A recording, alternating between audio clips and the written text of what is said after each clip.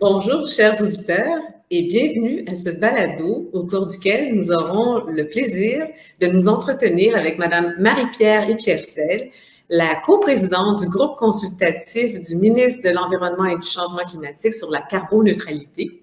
Nous avons déjà eu l'occasion d'inviter Mme Epiercel et aujourd'hui, elle nous accorde ce plaisir et cette faveur de récidiver sur un autre sujet, bien sûr relié au changement climatique, par contre. Donc, bonjour, Mme Epiercel.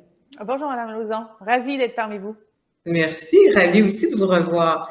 Je vous remercie d'accepter de tourner à nouveau un deuxième balado avec nous. Et j'aimerais ça, si c'était possible pour vous, de rappeler le rôle et le mandat du comité consultatif pour rafraîchir la mémoire de nos auditeurs.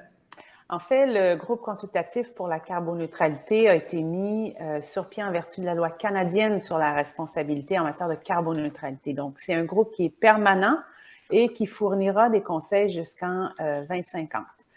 Rapidement, notre mandat, dans le fond, c'est de fournir au ministre de l'Environnement et du Changement climatique des conseils indépendants sur l'atteinte de la carboneutralité d'ici 2050, notamment en ce qui concerne les cibles en matière d'émissions de gaz à effet de serre, les plans de réduction des émissions de GS, mais aussi toute question que le ministre pourrait nous soumettre. On est tenu de fournir, en fait, des conseils indépendants.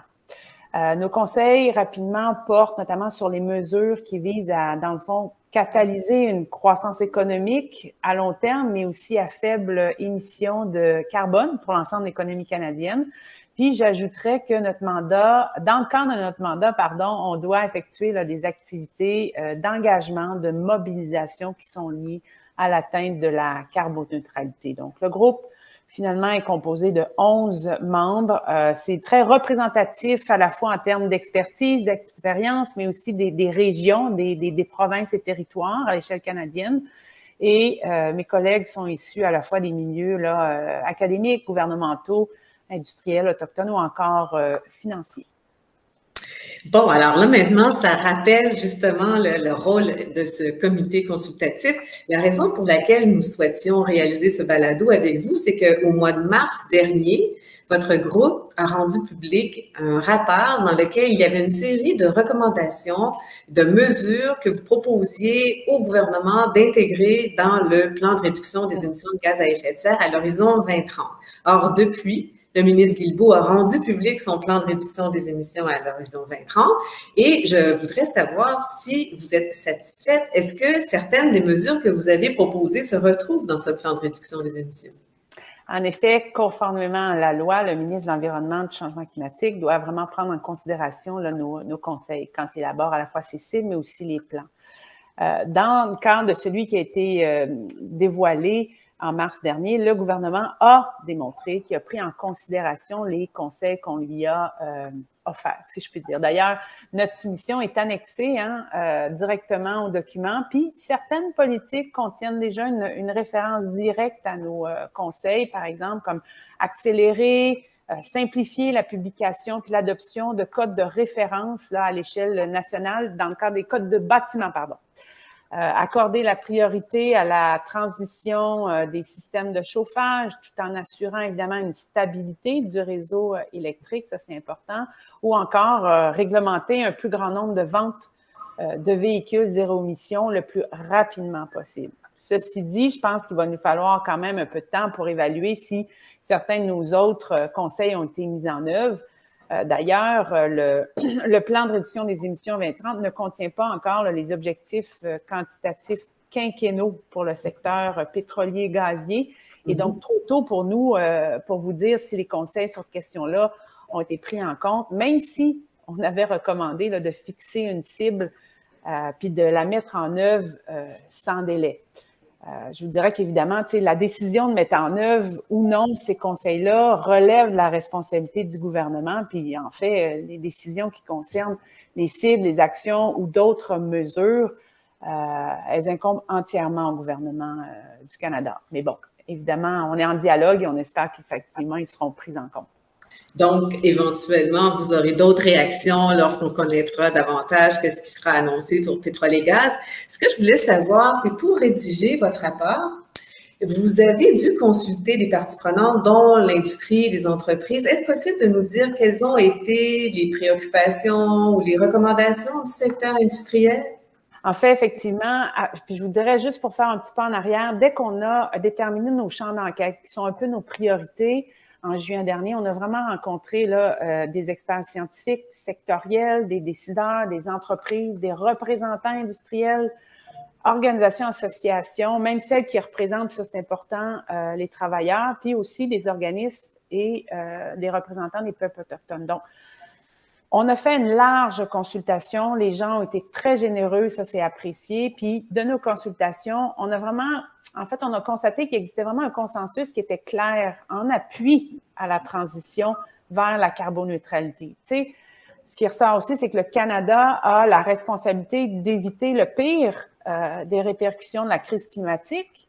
Et puis, c'est pas juste une question de politique environnementale ou gouvernementale. Les tendances économiques, politiques, qu'elles soient domestiques, je dirais internes ou internationales, pointent vers la carboneutralité. Donc, ça, il y a eu un consensus, c'était très intéressant.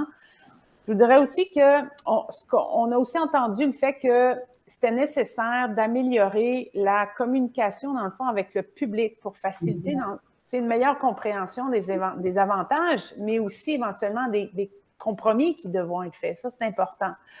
Je vous dirais aussi que les intervenants s'entendent aussi sur la nécessité de transformer en profondeur le secteur pétrolier et gazier, même s'il n'y a pas encore de consensus sur la manière d'y arriver.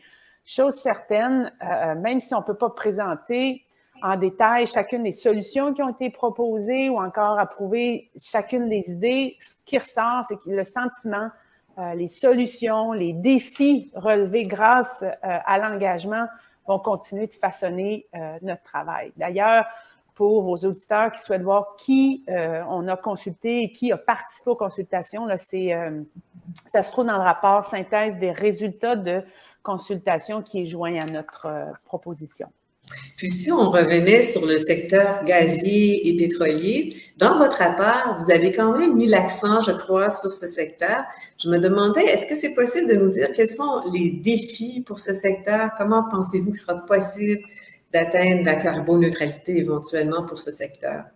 C'est clair que l'un des plus grands défis de la réduction des émissions pour le secteur, c'est la plus grande source d'émissions au Canada. Ça représente 26 %, c'est important. Donc, les émissions ont augmenté quand même de façon constante au cours des 30 dernières années et le secteur doit vraiment contribuer de manière significative, mais aussi équitable à l'atteinte des objectifs de zéro émission au Canada.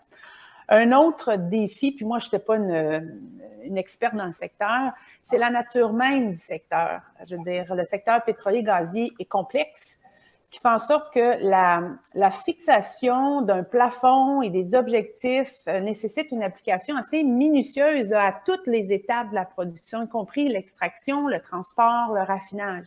Mais aussi, il faut prendre en compte la capacité des entreprises à se conformer au règlement et qui n'ont pas toutes les mêmes ressources. Il y a des grandes, des moyennes, des petites, des très petites entreprises.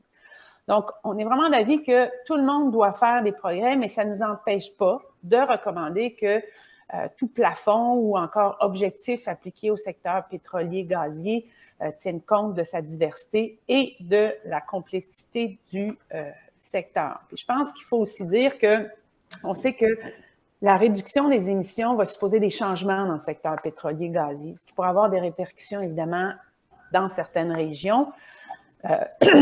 Et quand on a conseillé le gouvernement fédéral sur l'établissement des cibles, bien, on a souligné l'importance surtout de donner la priorité aux personnes, aux collectivités, en établissant, évidemment, des mesures qui permettraient de répondre aux besoins des travailleurs, des collectivités qui sont touchées par ça. Ça, c'est très important. En même temps, je pense que l'évolution du secteur devrait offrir plusieurs possibilités ou occasions de se positionner pour la réussite économique. Je veux dire, une politique industrielle bien conçue peut donner une orientation, qui est très claire aux collectivités qui dépendent de l'énergie et aussi, qui permettent au Canada de tirer parti des possibilités là, associées à cette transition-là. Un dernier point aussi, je pense, qui est important, puis je pense que vous le savez et vos membres aussi, il a été prouvé souvent que les objectifs réglementaires vont stimuler l'innovation. Et ça peut conduire à un niveau de leadership et d'investissement qui se produirait peut-être pas autrement. Alors, je pense qu'il y a un besoin, par exemple, crucial de carburant à émissions nulles, puis la réduction des émissions de métal du secteur pétrolier et gazier va créer des occasions d'affaires, à l'échelle internationale aussi pour l'innovation puis la technologie qui sera développée d'ici. C'est là que l'être humain pourra apporter beaucoup avec sa capacité d'innovation et de rebondissement. Tout à fait. Je voulais attirer votre attention sur la 5e proposition de votre rapport. Ce que je voyais, c'est que vous attiriez l'attention sur la fatigue découlant de la consultation publique. En anglais, on va dire consultation, fatigue consultation. Et nous l'avons noté lorsque nous avions fait une tournée à travers le Canada pour consulter, entre autres, les Premières Nations, les peuples autochtones sur la modification de l'Office national de l'énergie et nous nous étions fait rappeler à plusieurs occasions que la consultation devenait aussi une problématique et en même temps, tous souhaitent être consultés. Donc, est-ce que vous aviez discuté au sein du groupe consultatif de cette problématique de la consultation, la fatigue de la consultation et comment faire pour la contourner?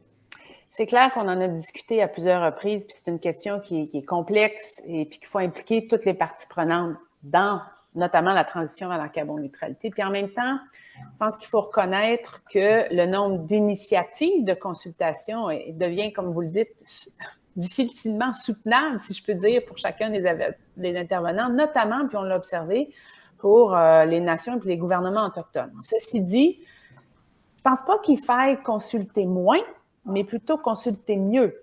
D'abord, le gouvernement pourrait peut-être éviter de faire des activités de mobilisation, je dirais, en silo, mais qui seraient plutôt spécifiques à un programme ou à une politique unique. Tu sais, dans bien des cas, je pense qu'il existe des liens entre les différentes initiatives sur la carboneutralité, puis l'ensemble des acteurs bénéficierait d'un dialogue plus élargi, si je puis dire.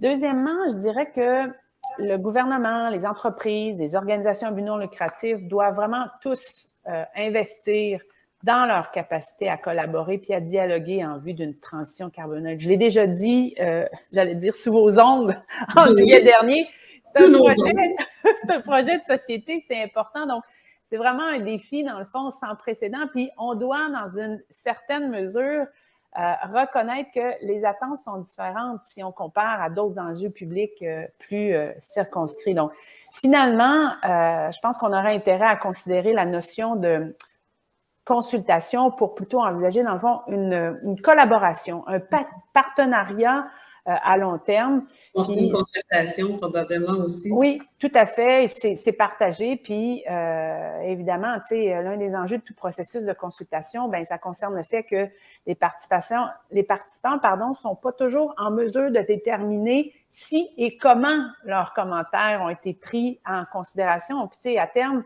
ben, quand ça se répète trop souvent, ben, la volonté de participer finit par s'amenuiser. Mais comme vous dites, je pense qu'il faut poursuivre le dialogue, il faut s'assurer que ce soit fait la meilleure façon possible. C'est très clair, ça permet de faire le point sur cet enjeu-là qui est souvent soulevé. Une des choses qu'on a vues aussi dans votre rapport, c'est que vous avez parlé ou évoqué le piège de la neutralité. Et est-ce que vous pourriez évoquer des exemples ou à quoi vous référez exactement quand vous parlez du piège de la neutralité? En fait, l'engagement à la carboneutralité plutôt qu'au zéro émission, OK, est vraiment important parce qu'il reflète non seulement les avis scientifiques, mais aussi différentes contraintes pratico-pratiques. Donc, ça signifie que malgré tous les efforts qu'on déploie pour éliminer les émissions, il y a des sources de GES qui vont être difficiles à éliminer complètement d'ici 2050, d'où la notion de carboneutralité. Ceci dit, on doit viser des émissions carboneutres en faisant tout ce qui est en notre pouvoir, dans le fond, pour réduire ou encore éliminer les émissions dans tous les secteurs. Puis par exemple, si chacun secteur prévoit atteindre la carboneutralité en achetant des crédits compensatoires qui proviennent d'autres secteurs, bien, l'atteindre la carboneutralité ne sera probablement pas possible à l'échelle de l'ensemble de l'économie canadienne. Même si en théorie, ces différentes composantes ont un plan de compensation des émissions. Donc, le rôle approprié pour l'élimination et la compensation doit être vraiment bien défini, puis surtout doit viser à équilibrer les émissions qui proviennent de sources pour lesquelles on n'a pas encore de solution pour éliminer leurs émissions. Puis, je pense par exemple à certaines activités agricoles ou industrielles comme la production de ciment, par exemple, à grande échelle. Donc, la compensation ou encore l'élimination, je le rappelle, devrait être toujours utilisée si nécessaire pour atteindre la carboneutralité des émissions. Puis, la notion, dans le fond, de neutralité, dans ce mot-là, ne doit pas surtout devenir une excuse pour permettre la poursuite des émissions, leur augmentation ou encore le ralentissement du déploiement de certaines mesures. Il ne faut surtout pas perdre de vue, et ça, on l'a très bien dit, que les trajectoires les plus probables, bien, elles ne prévoient pas d'augmentation continue des émissions de GES. Alors ça, c'est un point important. D'où la nécessité aussi de parler de séquestration. Hein. On avait discuté de cette possibilité-là. Là, nous, lorsqu'on a présenté le dossier de la carboneutralité, l'atteinte de la carboneutralité, nous disions, bien, si on veut compenser, il va falloir commencer à séquestrer aussi, capter et séquestrer. Oui, mais il faut s'assurer que ça, c'est pas à la base la première solution que l'on prenne. Il faut réduire, éliminer à la base. C'est ce que j'ai pu saisir. Dans votre rapport aussi, il est question de conversion et d'efficacité énergétique. Est-ce qu'il y a une priorité qui est accordée à l'une ou à l'autre de ces mesures?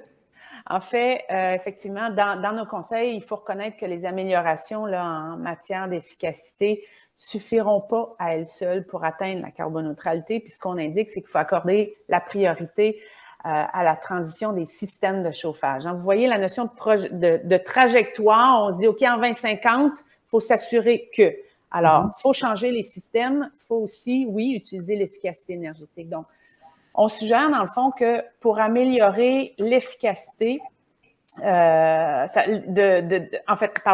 suggère que les mesures, pour améliorer l'efficacité devraient être entreprises avec l'objectif d'éliminer de façon durable les systèmes à chauffage à base de combustibles fossiles, ça c'est clair.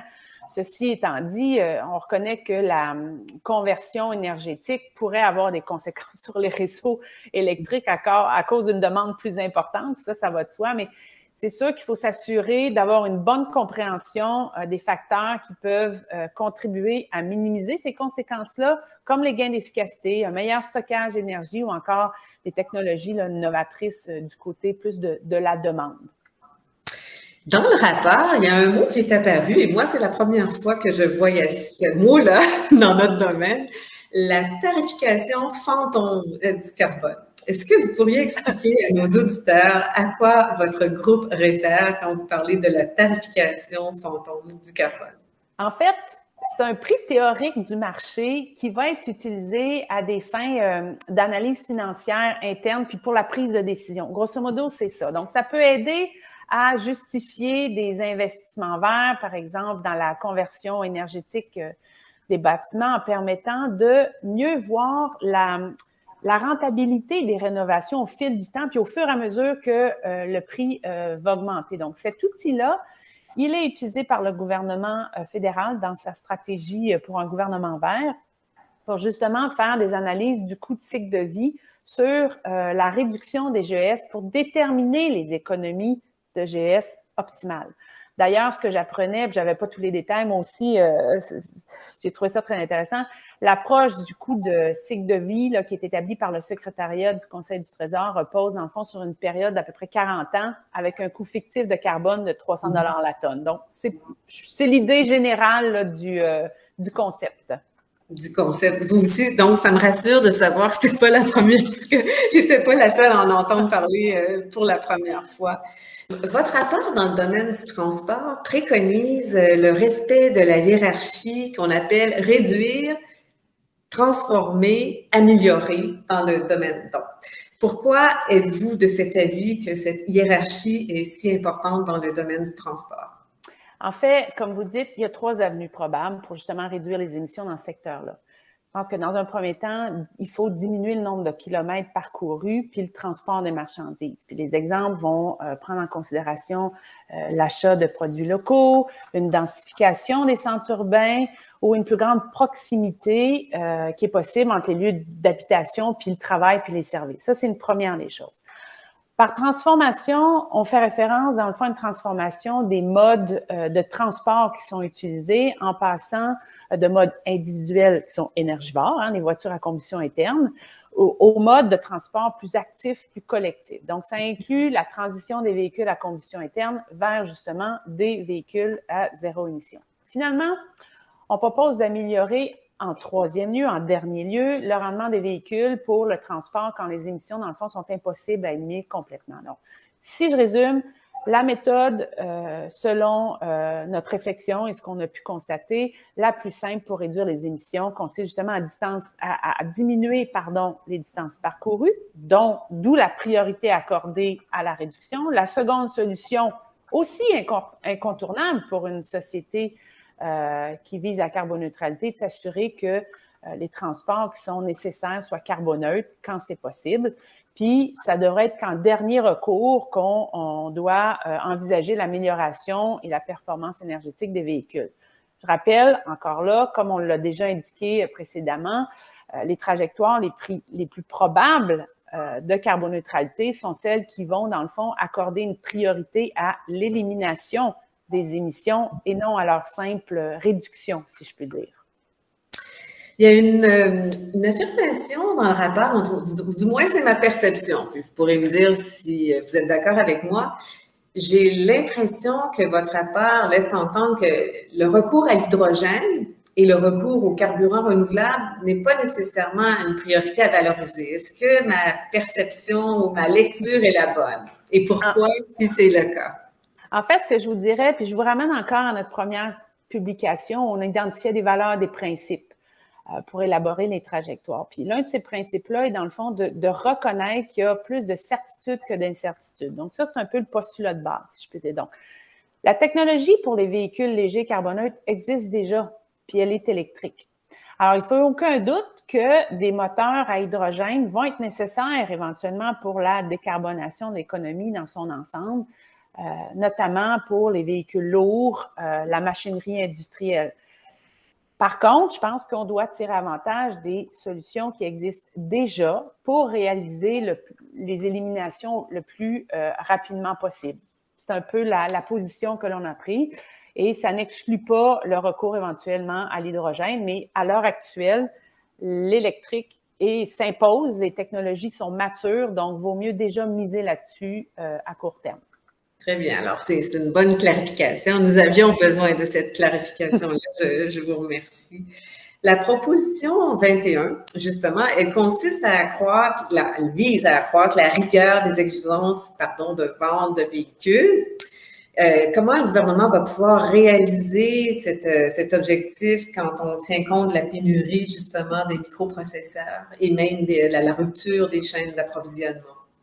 Ça, c'est très important. Puis dans le fond, tu sais, il y a une diversité de facteurs qui contribuent à ces perturbations-là qu'on observe pour l'approvisionnement en véhicules. Les interruptions liées à la pandémie, les tensions géopolitiques, l'augmentation de la demande des consommateurs. Puis ces problèmes-là, il faut savoir que ils ne touchent pas seulement les véhicules électriques, c'est l'ensemble des véhicules. Donc, les enjeux d'approvisionnement, je vous dirais, pour la transformation de la flotte vers des véhicules à zéro émission sont néanmoins réels. Puis je pense ici, entre autres, aux minéraux critiques qui sont nécessaires à la fabrication de batteries, dont la production actuelle, tu sais, c'est insuffisant pour répondre à la demande future. Donc, ça ne veut pas dire que le gouvernement doit abandonner ses objectifs ou que ceux-ci ne sont pas réalisables. Au contraire, on est d'avis qu'il doit adopter une approche qui soit globale, qui va tenir compte de l'ensemble de la chaîne d'approvisionnement pour justement s'assurer de la viabilité de chaque étape, donc de l'approvisionnement en minéraux,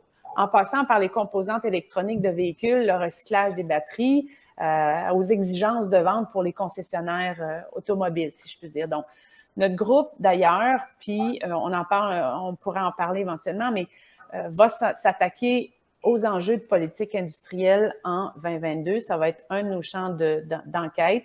Puis, ce que vous soulevez là est un parfait exemple de l'importance, justement, d'accorder une attention particulière aux chaînes de valeur et d'approvisionnement. C'est ce qu'on a réitéré tout au long de l'année jusqu'à maintenant. On a même favorisé l'intégration d'un certain protocole pour que les appels d'offres gouvernementaux intègrent les critères GES dans l'attribution de contrats. Donc, oui, parce qu'on s'aperçoit qu'on dépend beaucoup trop des intérêts, entre autres, chinois. Alors, il va falloir qu'on devienne plus autonome pour essayer de récupérer nos chaînes d'approvisionnement. La prochaine question que j'avais pour vous concerne la pertinence des incitatifs à l'achat de véhicules électriques. Est-ce que vous croyez qu'ils doivent être maintenus? Parce que ça représente quand même un coût pour l'État et bien sûr pour nous tous. En fait, effectivement, on a recommandé de maintenir ces incitatifs-là, mais aussi d'ajouter l'admissibilité des véhicules électriques d'occasion. On a recommandé des incitatifs ciblés pour aussi les ménages à faible revenu, puis les différents véhicules stratégiques. Puis ici, je pense aux traversiers, aux autobus urbains, scolaires, aux camions ardeurs, véhicules d'urgence, pour ne nommer que ceux-là. Donc, je pense que l'objectif, c'est clair que ça a un coût, mais l'objectif est d'accroître l'abordabilité jusqu'à ce que les prix deviennent, dans le fond, équivalents à ceux des véhicules munis d'un moteur à combustion interne. Donc, une fois que la parité sera atteinte, évidemment, la raison d'être des incitatifs financiers va cesser d'exister, mais d'ici là, les incitatifs pour les consommateurs puis les exigences de vente pour l'industrie peuvent très certainement coexister pour justement assurer que l'ensemble du marché ait un intérêt à adopter ces véhicules à zéro émission. Et aussi, dans votre rapport, je lisais que vous souhaitiez une mise à jour de la norme sur les combustibles propres. Bon, c'est une norme que nous attendons d'un moment à l'autre. Le gouvernement nous avait annoncé qu'elle serait publiée, rendue publique ce printemps. Mais est-ce que vous suggérez qu'elle soit revue sur une base régulière et peut-être annuelle ou, je ne sais pas, est-ce que vous avez eu cette discussion? En fait, on n'a pas eu la discussion sur à quelle fréquence doit-on la revoir. Ceci étant dit, on a effectivement recommandé d'accélérer la mise en œuvre puis la mise à jour pour qu'elle continue, dans le fond, d'encourager le développement technologique. Pourquoi? Bien, essentiellement pour suivre les meilleures pratiques mondiales en matière de réglementation qui touchent les carburants. Donc, on pense qu'il est possible de s'assurer d'avoir une réglementation qui soit progressive tout en offrant une prévisibilité dont l'industrie a besoin pour justement se conformer à ces exigences réglementaires-là. Puis, évidemment, une norme dépassée par la technologie va offrir peu d'avantages au point de vue de l'élimination des GES. Donc, elle doit plutôt être, à notre avis, à l'avant-garde pour stimuler le développement de solutions innovantes puis de nouvelles technologies. Oui, vous avez raison par rapport à cette obligation de prévisibilité. Hein. L'industrie, c'est ce que nous demandons régulièrement. Le prochain plan de réduction des émissions du gouvernement fédéral devra être publié d'ici 2035. Est-ce que vous commencez déjà à songer à ce qu'il devrait comporter ou c'est beaucoup trop loin compte tenu de tout ce que vous avez à réaliser dans le cadre de votre mandat? Je vous rappelle que notre groupe est quand même juste à sa 2e année d'existence et je parle pour mes collègues, on est assez fiers de ce qu'on a accompli en si peu de temps avec les valeurs, les conseils qu'on a soumis pour le plan actuel. Je dirais que nos priorités pour les années à venir est vraiment de continuer à développer des conseils pertinents, crédibles, réalistes pour le ministre. Puis au cours de la prochaine année, on va se pencher sur 3 autres champs d'enquête. Bien, il y en a un qu'on va pousser un peu plus, tout ce qui va toucher, par exemple, la gouvernance carboneutre, les décisions fédérales, leur mise en œuvre, les relations avec les provinces, territoires, par exemple. Le deuxième champ va être, puis je l'ai évoqué précédemment, ce qui va toucher la politique industrielle avec un objectif de carboneutralité. Puis finalement, le troisième sera vraiment la question des systèmes énergétiques carboneutres. C'est sûr que à ça s'ajoute le fait que notre mandat doit tenir compte des meilleures données scientifiques qui sont disponibles, mais aussi du savoir autochtone. Puis je voudrais qu'en ce qui concerne ce dernier point-là, nous, on souhaite vraiment développer davantage de partenariats et de collaboration plus poussées pour s'assurer une meilleure représentation puis une voix autochtone plus forte dans nos travaux. Donc, nos recommandations vont aussi, je vous dirais, être appuyées par des efforts de mobilisation accrus, hein, on en a parlé tantôt, pour justement solliciter l'avis des Canadiens, des experts sur ces champs-là. Puis, je vous dirais qu'effectivement, le gouvernement doit préparer un rapport d'étape pour la cible 2030 d'ici décembre 2023 de mémoire.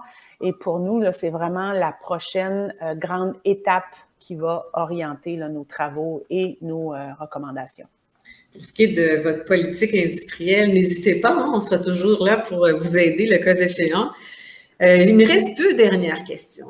La première des deux, elle porte sur la complémentarité entre la tarification carbone puis les autres mesures réglementaires. Est-ce que vous avez eu des discussions au sein du comité à ce sujet? C'est clair qu'il y a un certain nombre de règlements fédéraux qui influencent le niveau d'émissions des GES puis qui proviennent des activités industrielles comme l'extraction du pétrole, du gaz, on en a parlé tantôt. Donc, il s'agit par exemple de la norme sur les carburants propres, le règlement sur le méthane puis la tarification du carbone. Donc, la manière dont ces règlements-là interagissent est assez complexe. Je vais essayer de rendre la chose un peu plus claire. Ce que notre proposition suggère, dans le fond, c'est que, en ce qui concerne spécifiquement la tarification du carbone, des améliorations peuvent être possibles. La loi sur la tarification de la pollution qui est causée par les GES établit deux régimes de tarification qui sont différents. Donc, il y a une redevance sur le carburant, puis il y a un système d'échange réglementaire pour les grands émetteurs industriels qu'on appelle, dans le fond, le système de tarification fondé sur le rendement. Oui. Voilà. Donc, la mesure dans laquelle la tarification de carbone peut jouer un rôle dans la réduction des émissions va dépendre de la part du prix pan-canadien sur le carbone, si je peux dire, qui va s'appliquer aux installations, par exemple, pétrolières, gazières. Puis, l'exposition des établissements, des installations au prix pan-canadien du carbone, elle, est déterminée par le système de tarification fondé sur le rendement, puis des systèmes parallèles d'échanges provinciaux. En Alberta, il y en a un, le TIER, je ne me souviens plus ce que veut dire l'acronyme, là, mais on retrouve très bien l'info. Donc, dans le fond, les grands émetteurs industriels comme le secteur pétrolier, gazier, bien, ils sont soumis au système de tarification fondé sur le rendement et non à la taxe sur le carburant. Puis ce système-là, c'est vraiment, je le répète, système d'échange réglementaire, pour l'industrie, qui est conçu, dans le fond, pour maintenir aussi la compétitivité des entreprises puis prévenir les fuites de carbone. Donc, les paramètres de ce programme-là font que la taxe carbone réelle sur l'industrie va varier fortement d'une province à l'autre, mais aussi d'un sous-secteur à l'autre. Donc, je pense que d'essayer de combler les brèches réglementaires libérerait, si je peux dire, dans le fond, le potentiel de la tarification carbone. Puis, je pense qu'il faut donner aussi un élan supplémentaire à l'industrie pétrolière, gazière, pour qu'elle consacre en bout de ligne plus de ressources à des processus de production plus propres, mais aussi à la fabrication de produits à émissions de portée 3, là, plus faibles, plus nulles, dans le fond, qui, au final, vont être compatibles avec une économie qui est axée sur la carboneutralité. C'est très clair. Ma dernière des questions substantielles, puis comme vous le savez, je termine toujours avec une question légère à la fin, mais la dernière, c'est dans le rapport, vous référez, je devrais dire, plus à la notion de soutien responsable à l'industrie. Est-ce que vous pouvez expliquer ce que vous aviez à l'esprit? Parce que nos entreprises vont se demander qu'est-ce qu'on veut dire par le soutien responsable à l'industrie. Bon, j'apprends rien à vos auditeurs. Le gouvernement du Canada compte sur les fonds publics pour justement mettre en œuvre des politiques, des programmes, puis s'acquitter de ses obligations. Donc, il doit dépenser cet argent-là de la manière la plus responsable possible. Puis, on sait que les groupes industriels, les organisations, les institutions financières ont accès à des capitaux privés qui doivent également être utilisés de manière plus efficace. Donc, un de nos conseils, puis vous l'avez bien dit, dans le fond, c'est de trouver les moyens optimaux pour réduire les émissions et de trouver les trajectoires les plus probables pour atteindre la carboneutralité, toujours dans le fond, en utilisant une combinaison stratégique de fonds publics, fonds privés. Okay. Donc, je vous dirais que, comme pour les autres secteurs industriels, il est légitime que le gouvernement apporte un soutien financier important, entre autres à l'industrie pétrolière gazière qui existe, pour justement créer l'innovation, des produits nécessaires à cette économie-là.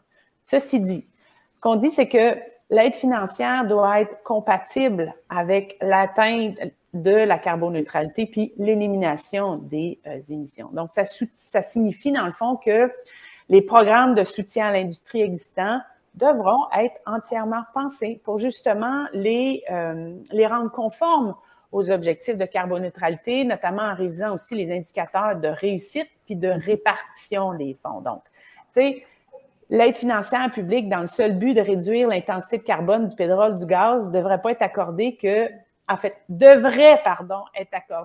dans le cas où ceux-ci sont utilisés d'une manière qui produit aucune émission de portée 3 qui, vous le savez, sont liées à la combustion. Donc, c'est un peu ce que l'on avait en tête quand on parlait d'investissement responsable. Très bien. J'ai toujours 5 questions, comme vous le savez, qui sont plus ludiques à la fin de mes entrevues. Mais comme vous aviez déjà répondu à ces questions, aujourd'hui, je vais vous reposer la dernière de ces questions ludiques que nous posons toujours à nos invités. C'est si la réincarnation existe, en quoi souhaiteriez-vous être réincarné? Je me souviens vaguement des 5 questions, mais je me souviens de cette question-là, le chêne. Le chêne, ah, c'est beau! C'était l'arbre, pour moi, c'est l'arbre de mon enfance, il est solide, il est ancré, le chêne. Oui, c'est vrai, parce que ce que je vous avais demandé, c'est si la réincarnation existait, en quoi un arbre, une plante ou un animal, vous aviez mentionné le chêne. Oui, parce que c'est la solidité, vous avez bien raison, et ça vous représente aussi. Je vous remercie beaucoup, Mme Piercel, pour cette belle entrevue qui est très instructive et qui donnera de belles idées, je pense, aux entreprises, mais surtout comprendre là, quelle est votre vision. Puis nous suivons bien sûr vos travaux et si vous le permettez, nous vous rappellerons éventuellement. Avec plaisir. Merci beaucoup. Merci beaucoup à vous. Au revoir. Au revoir.